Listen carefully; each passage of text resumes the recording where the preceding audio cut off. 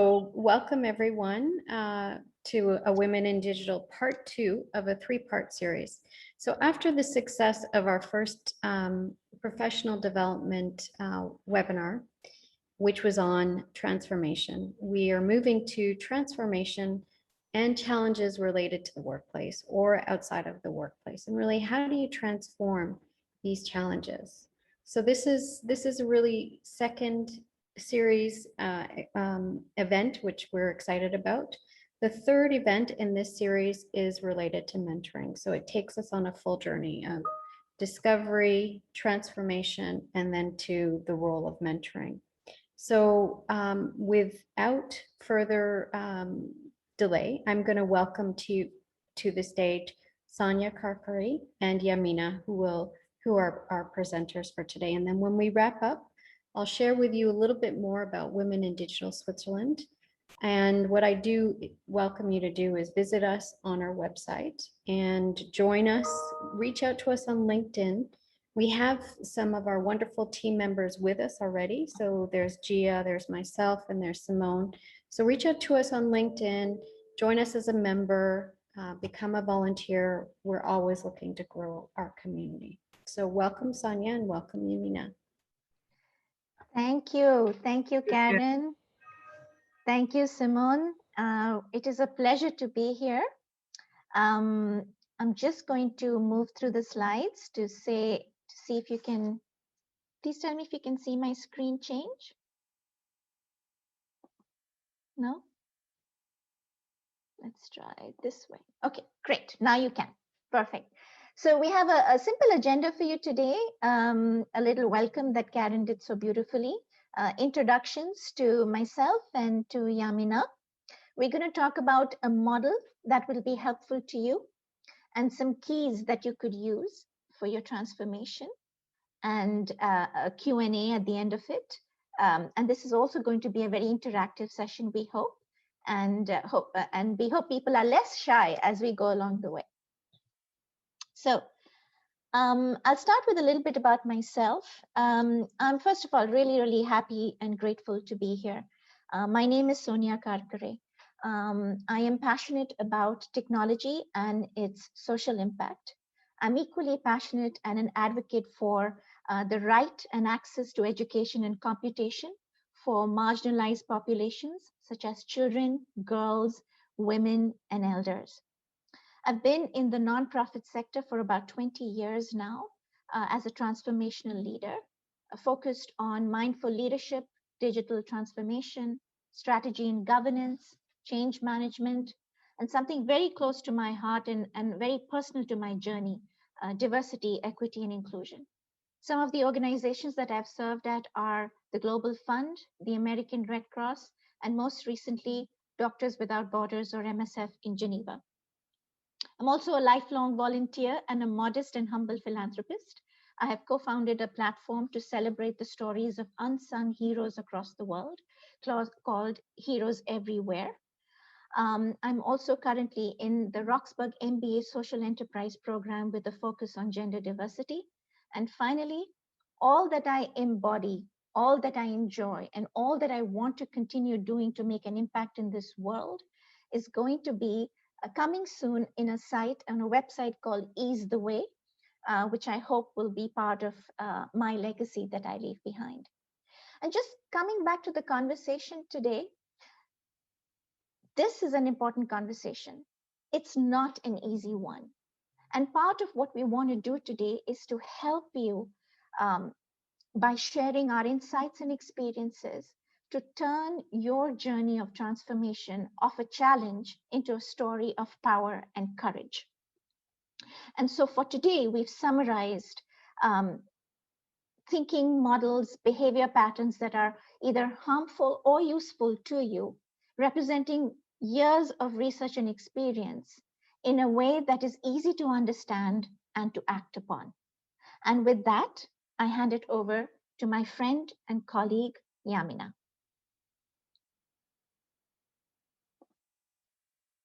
So thank you so much. Thank you, Sonia. You are hearing now the bells of the church. I'm living in a village here, so sorry for the noise. And thank you, WDS, for this opportunity. I'm very happy to be here to share my work and to interact with your great community. My name is Yamina. I'm originally from Algeria. I left the country in my mid-20s and went to Germany, where I have had my PhD in energetics and executive MBA. I have started my career there and always worked in research, change, and innovation at different positions and different projects.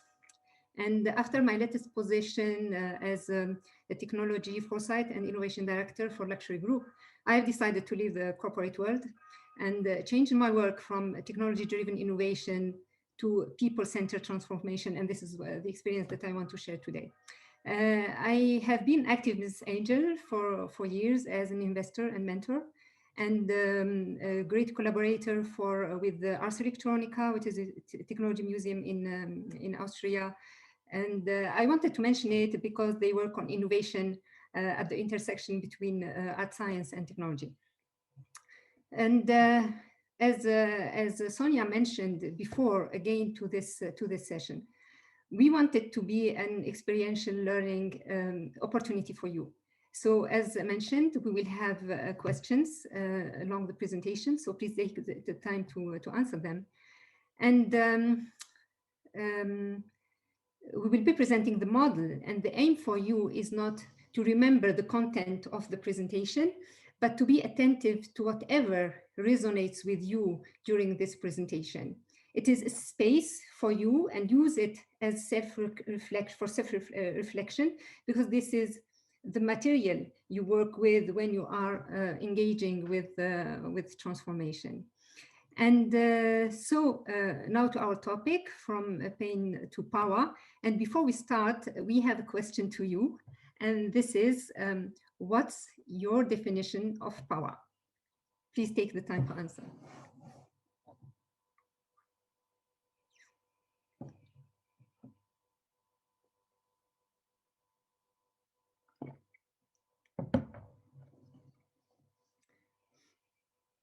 Okay.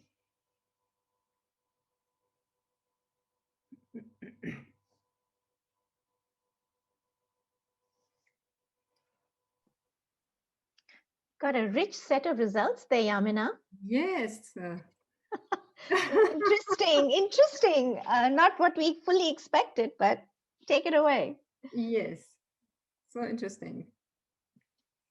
So Simone, do I stop the share from here, or will you? Do I just continue? Yes. Do you still see the poll? Or sorry. I do see the poll. You need to close it on your window. Okay. Perfect. No, hold on. Maybe I needed to. No, I think I closed it. Okay. So you still see it? Now it's okay. Okay. Okay. All right. Now we continue on the presentation. So thank you, Sonia. Move on. Yes, we are at the heart of deep transformation, and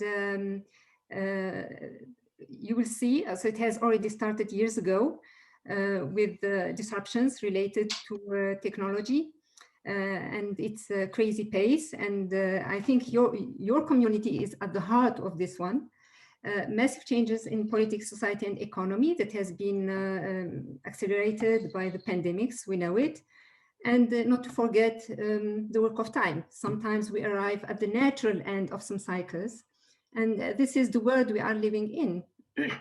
In our perception, we are facing, especially the last 2 years, huge challenges. And for some of us, these are hurdles, big hurdles, small hurdles, a crisis, or we might be lucky and we might have an easy and smooth ride as well. So, and this is the second part we want to focus on.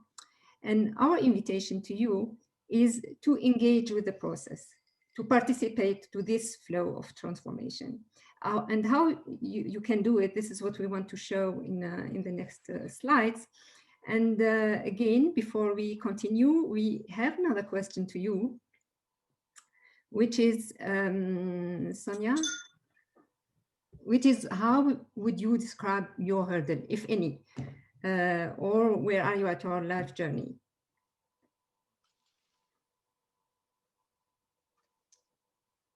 Okay, bear with me. Still seems to be stuck on question 1. How do I? No worries. I mean, Oh no, hold on. There we go. Yeah.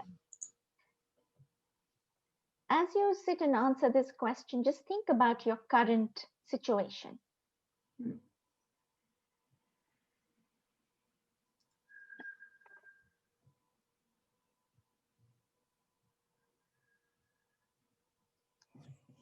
Okay, just waiting until most people have replied. Sure. Still about 10 people missing. Give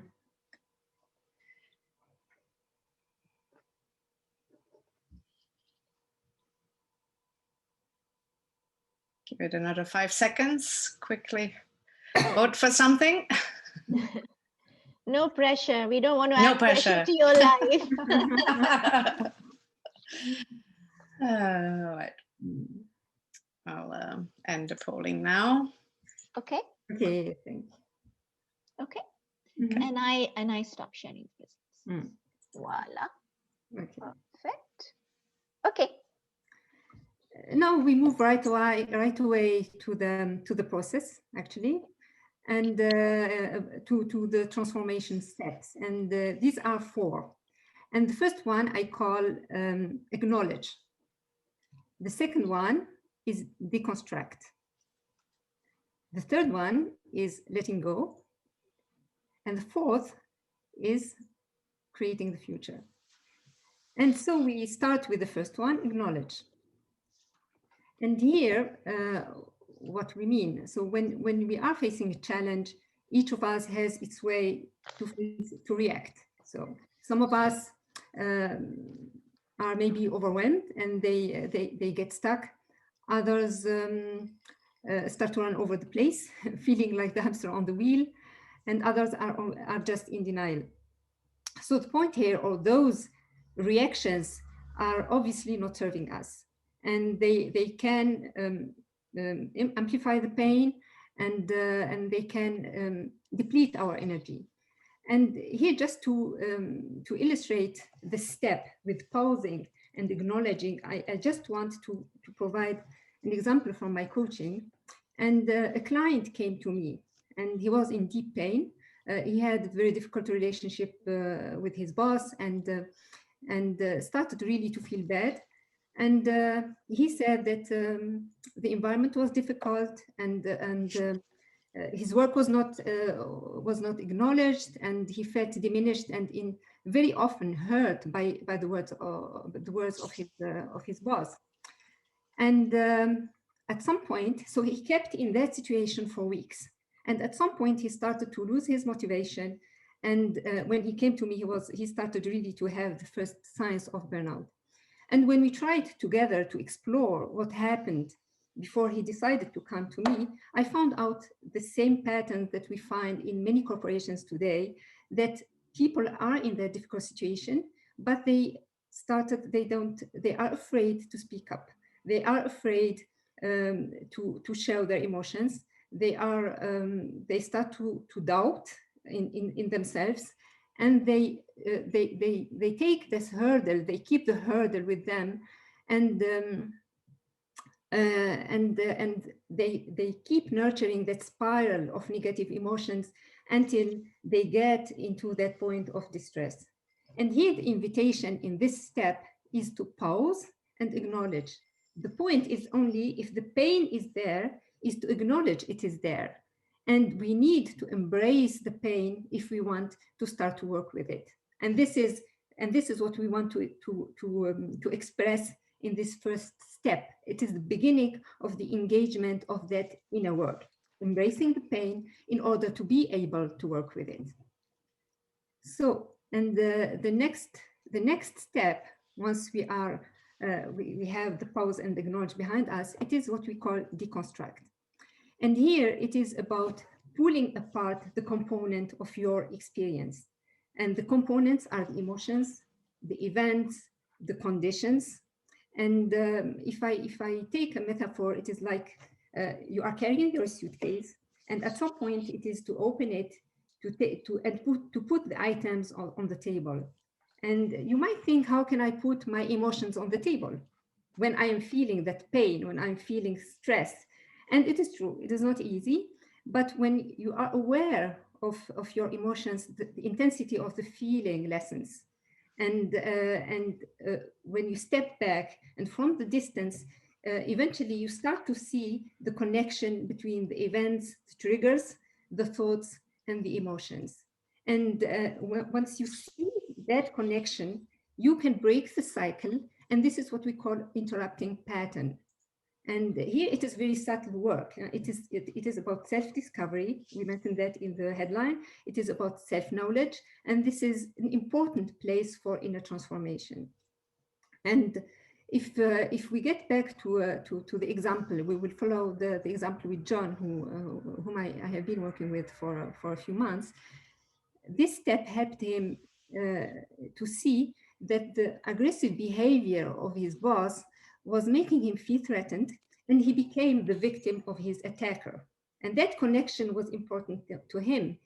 And what lies behind it is when we keep thinking about what is making us feeling pain, we create circuits in the brain, and those circuits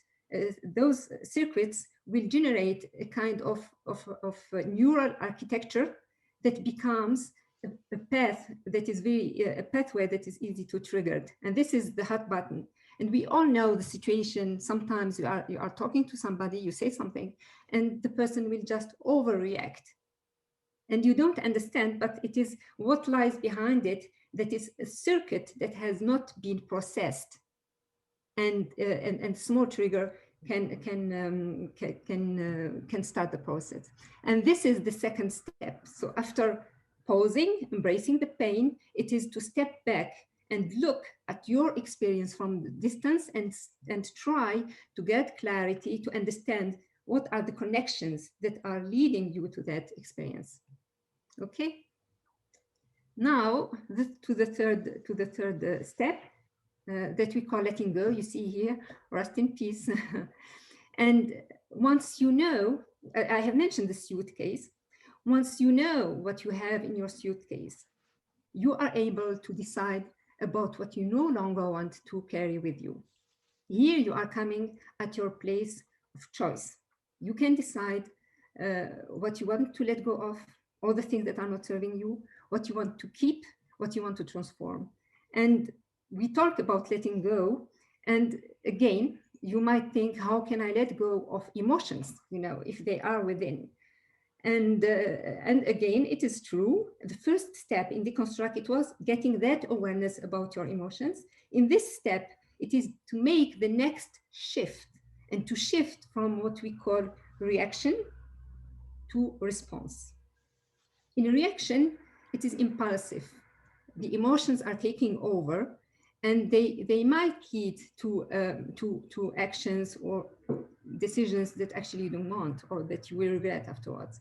When you move to response, you are rooted in who you are. It is another energy, and you are the one who is taking control. And from that place, you can decide what response you want to give to the situation. If I take again the example of John, if he is in that difficult conversation and he feels attacked, and from that place he can decide as how to respond, and he can respond in a harsh way, in a kind way, or leave the conversation. But it is only a space of that energy that matters, and this is the small shift. And it is here we are really at the heart of behavioral change, and it is about shift that we make in mindset and energy, and at the end it gives you get results or impact on other levels. And it is not easy. It is like training a muscle, and at some point it becomes integrated and something that is quite natural. Okay. Now we move to the next step, which is creating the future. And in addition to the shifts that we have been describing before, here our invitation to you is to connect with your most creative self. And here Sonia will elaborate more with the power keys on this topic. But there is something I want to mention. When we talk about being creative in creating your future, it doesn't mean that it has to be a radical and big move. With inner shifts and small adjustments in the setup, you can create conditions that you can create conditions and navigate in a creative way the most difficult of the situations. And just to illustrate again from the step from with examples from the coaching, if you get back to John, for him it was he decided a big move, and he left the company because he realized that he was no more aligned with the values of the company, and he couldn't evolve in that environment.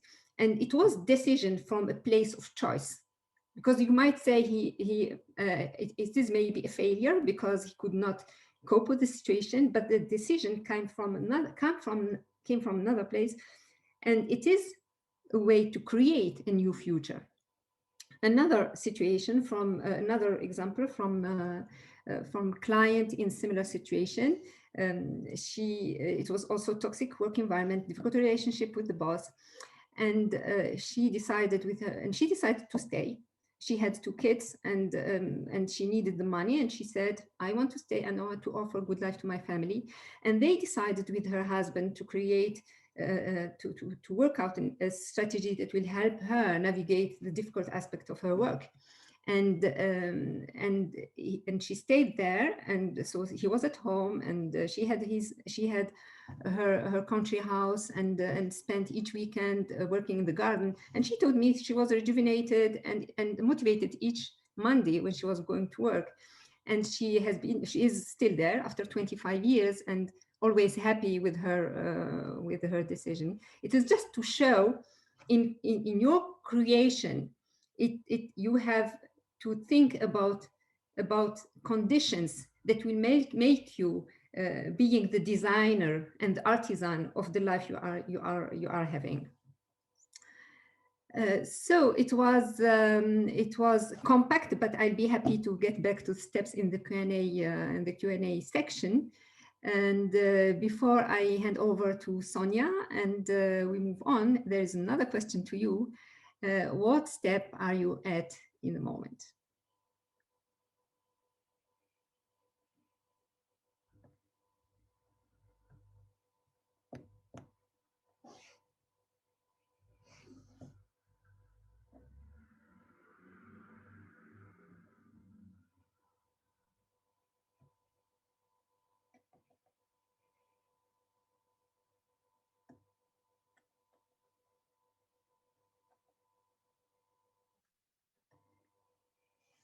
Ah. Cool.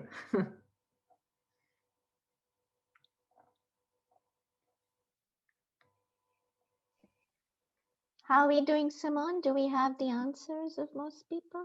Or we have a few more left, right? No. Okay. I had already shared it. Did you not see it? I see it now. Yes, thank you. I do. Okay. Strangely silly. No, it's behaving okay. I just thought Okay. I'm the one who's off here. So, No. Okay. We're getting really interesting results, Yamina, for the preparation that we thought. So we're getting good results there. Okay. So with that, I guess it's onto me. So yes, I thank you, Yamina, for that. I'm just going to try to move. Okay. So at this point, I have a very interesting part to play in this presentation, which is the kinds of keys that you would perhaps like, that you have used, that you already perhaps have a sense of, that would help you along this transformation that Yamina sort of described to us. She's given us a model about the what, and my part is about the how, as to how you might go about doing this transformation. And one thing to keep in mind is that it is simply to remind you that these keys are so important in helping you create that space between reaction and response. So Yamina talked about having patterns where you just react. These keys are going to give you that space between reaction and response. And I have a small confession to make. This is a lifetime of work. I remember since between yesterday and today, I too had a reaction to something, and I need to keep remembering to do this. So let's start with the first key. The first one is what we call authenticity, and we'll go and describe each one of these. The second is boundaries, choice, the mental chatter, which all of us have. We'll talk more about that. Gratitude and creativity. Okay. So let's start with authenticity. To me, this is essentially the courage to be who you are. And if you want to look at it another way, it is the message to give yourself that you really don't have to keep pleasing people or being a people pleaser. Now, this in no way means that you don't do what is required of you or that you shirk away from your responsibilities, but it is to have a really good understanding of the fact that not everybody is going to like what you do, how you do it, what you say. And at some point, it's okay. It's okay to have the knowledge that not everybody will like you or, like what you do, like what you have to say. And in some ways, when I started recognizing that, it sort of became less stressful for me as a person, because I knew that whatever I had to do, I was doing it with the best of intentions. At least you must try to do that with the best of intentions under the circumstances. And I took comfort in that. I took comfort in the fact that I was doing whatever I could with whatever I had. And then I let the results unfold as they would. And so that was one step towards creating space in the challenge I was facing or even in my regular life. That allowed me to be a little bit more authentic. So key number 2, boundaries. When I was younger, I just had no boundaries. I didn't respect other people's boundaries, and I didn't create some of my own.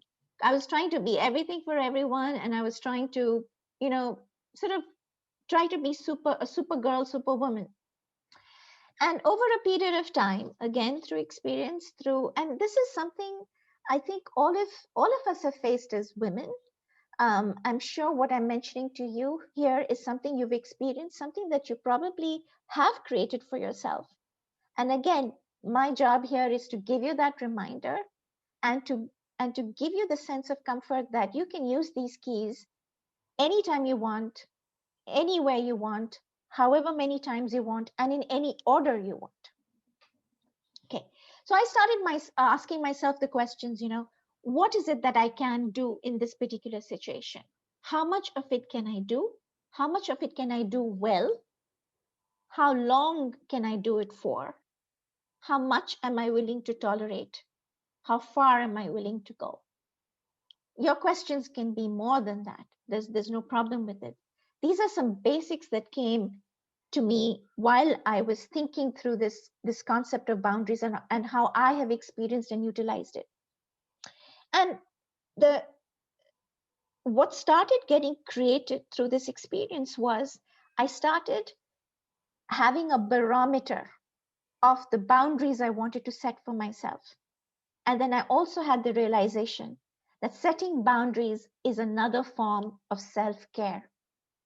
And once I had set those boundaries, I was creating the space to be my authentic self. And so you see the tie-in between authenticity and creating boundaries. Going on to my next one. So in all of the keys that I have utilized, experienced, thought about, this one was perhaps the most profound key, the key that had the most significant impact to me. And it came to me in the following way. I mean, whatever our hurdles are on a daily basis in our professional or personal lives, there's always like a choice you're facing.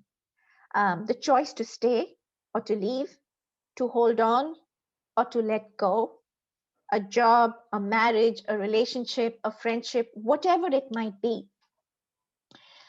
What I started doing as I read up on the topic, as I talked to friends, as I talked to people like Yamina, I started evaluating how much I had versus not, what I was feeling in the situation, what I had become in the situation versus my potential that I knew that I had. And when I started looking at things with these lenses, what ended up happening was that I was widening that space between me and the challenge. I started giving myself the comfort that I no longer needed to respond, or rather react with fear, versus I was able to create an area for myself to respond from a place of power and choice. That was extremely empowering. I mean, that made such a difference to me, because that made me realize that whatever step I was going to take was coming not from a place of despair or loss or failure, but it was a conscious decision I was making based on the things that I had around me, on these evaluations that I was making. So what I ended up doing was valuing my boundaries. I was respecting the value system that I had created for myself, and we all have them. You respect your own respect, right? You want to be respected. You want to maintain your dignity, let's say. And I was valuing my integrity. So when the realization came that my decision-making process was coming from a place of choice for me, it gave me tremendous amount of power to take a next step. It has significantly shaped me as a woman and a leader, and I'm profoundly grateful for having recognized it. This one. This one is a very, very interesting one. Now, if some of you have been, perhaps spending time meditating, or, perhaps have read some books on meditation or Buddhism, or just in general, I mean, I assure you, you're going through mental chatter right now. You're thinking about what I'm saying. You're thinking about what you're reading. Mental chatter to me is what I call the monkey mind. It doesn't stop. It doesn't stop. And you could go through varying senses of this. Like you could be saying, did I do the right thing? Did I do enough? Have I finished the laundry? Did I, am I good enough right now? Maybe I was too bold. Maybe I was too aggressive. Should I have done this? Have I made a mistake? Put your hand up, honestly, put your hand up and tell me you don't do this all day long, because I do it. I'm doing it right now. I'm thinking, are you guys enjoying this? Is this okay? Is the message coming across? Okay. So the mental chatter doesn't stop, right?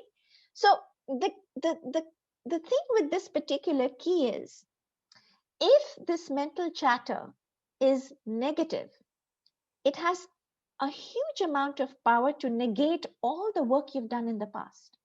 It can negate those boundaries you set for yourself for the last month. It can disintegrate that very, very quickly, actually. And one of the things that I've again learned is to pause, is to just take a pause and say, okay, thoughts are like, mental chatter is like is like traffic on the highway. It comes and it goes, it comes and it goes. So I just need to recognize that it's coming. And then I have to say, please leave. You're okay. You've said your thing. You've driven your path. Please leave.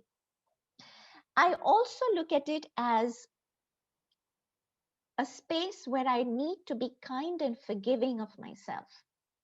Because at the end of the day, whether you're married to your best friend, you have best friends, your sisters, your mothers, whoever you have in your life. Ultimately, you are your best friend and your best advocate. So if you had a best friend and they were in a particular situation, would you be harsh and judgmental, or would you be supportive, kind, and loving to them? And if you really take a pause and think that you are your best friend, then shouldn't you just be more kind, loving, forgiving to yourself? If you would do that for somebody else? And I think that as I consciously try to do that, it reduces this mental chatter. And it helps me start nurturing more empowering narratives. Okay, moving on to the next one, gratitude. Over a period of time, I'm actually so blessed to be surrounded by such uplifting people around me. One of them is a huge influence in my life, which is my sister.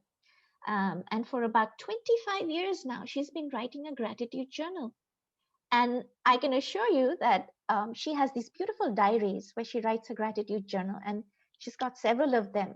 I, on the other hand, I'm struggling to get through even one.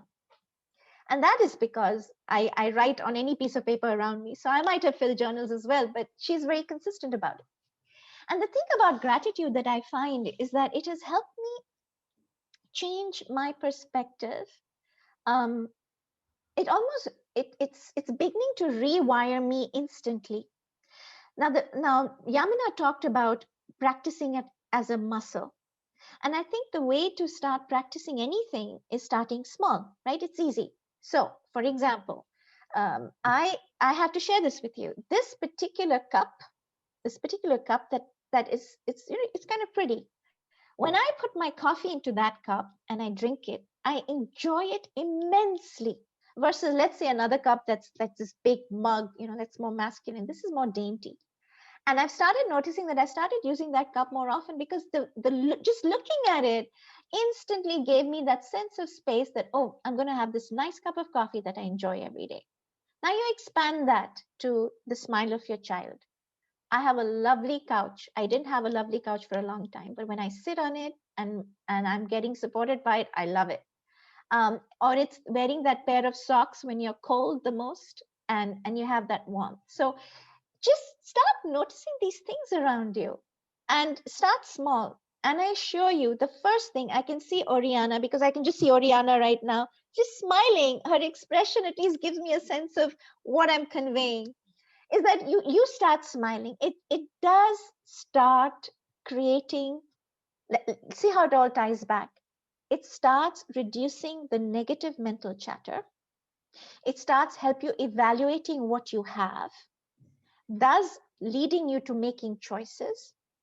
It starts helping you respect the boundaries that you have. And when I say respect, in the sense that you need to be grateful for the ability to even have a conversation like this, to have that mind space. And what it started doing for me is to help me start having conversations more from a perspective of abundance than scarcity. And I also stop myself when I start noticing that I'm being too much of a complainer today. What I do is, okay, Sonia, do it for 10 minutes. Or if I'm talking to my husband and I say, okay, just give me these 10 minutes. I need to finish it. Finish the 10 minutes. I give myself that. It's like having the ice cream of that negative chatter and then saying, okay, I'm ready to move on. Right? So I think it's one of the most, it rewires me instantly, is what I'm saying. And then let's get to the last one. Now, this one particularly has an order, and I'm saying this is the last one, but it doesn't necessarily have to be that last one. But to me, this is like that golden pot of coins at the end of the rainbow. And why is that the case? That's because all of the hard work that you're going to be putting in through thinking about your authentic self, through the boundaries that you're creating on a daily basis, through the sense of choice that you're giving yourself, and the deep gratitude that you feel, and reducing your mental chatter. What you've essentially done is widened the space between you and your hurdle, between your reaction and your response. And this widening of the space is now a very precious and valuable space that's going to give you the time to reinvent, to rethink, to reimagine where you want to go, what you want to do, what have you learned. And one thing to keep in mind, this is not big stuff, like Yamina said. These are small shifts. It's like trying to lose weight. I mean, that's the way I look at it. I go up and down. I did a great job over the pandemic, and now I see that it's creeping up, and it's creeping up because it's been an intense time. I'm in the middle of a massive transition in my life, and I'm forgiving myself of it. And I said, okay, I know how to lose the weight. I know the strategies. Today, I'm consciously choosing not to use that strategy because I feel like having an ice cream. But while I'm giving myself this space, I'm also noticing how brave I've been. I'm also opening up a new chapter, and I'm really enjoying that and saying, okay, now I'm going to be able to do this, this, and this, because my transition is taking this out of my life and allowing me to grow this, this, and this.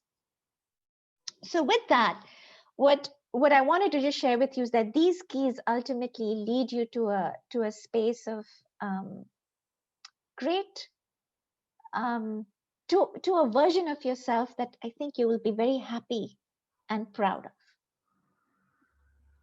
And with that, I don't even know which key you're going to, I'm curious to see what you guys are going to use, but here we go. Which key are you going to use starting tomorrow?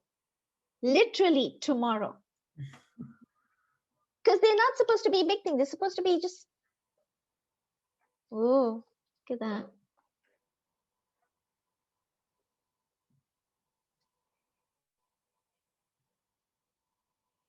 Ah. Oh, I love this. It's like your mental chatter coming through to me.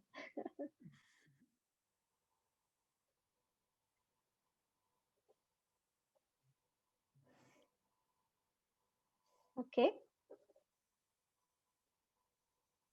Wonderful. Oh, look at that. Ah. Lovely.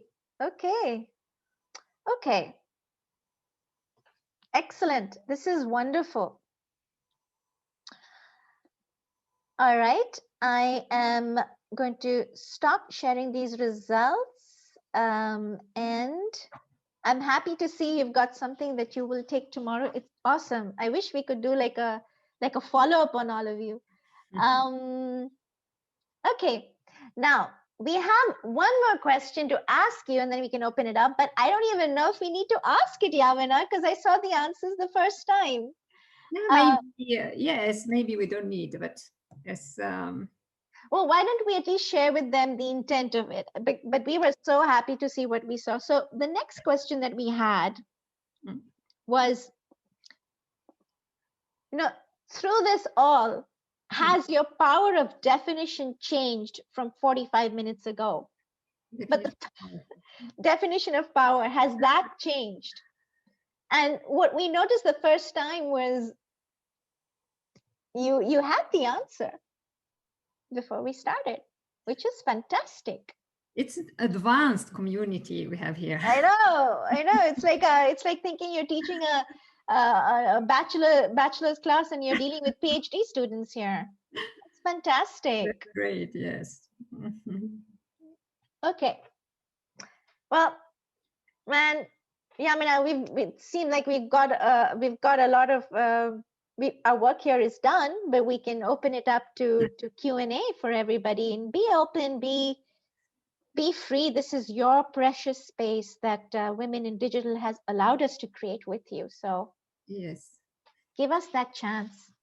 Yes, and thank you, Sonia. And I just wanted to bring in a comment. It is we have tried, in the first part of the presentation to give you that space for reflection, and that it is a kind of small coaching. And these are the questions we have been asking, our coaching questions, and it is about inner transformation. And in this second section, it would be great to share And I have mentioned at the beginning, the most important is to hear what has resonated, what has evolved when I heard this word or this step. And this is the most important you can take from this gathering here. It is within you, and the resonance and what emerges. And this is the material you'll be working with. So it would be great to hear your comments, and if you would like to share. I think this part is not recorded as well, so thank you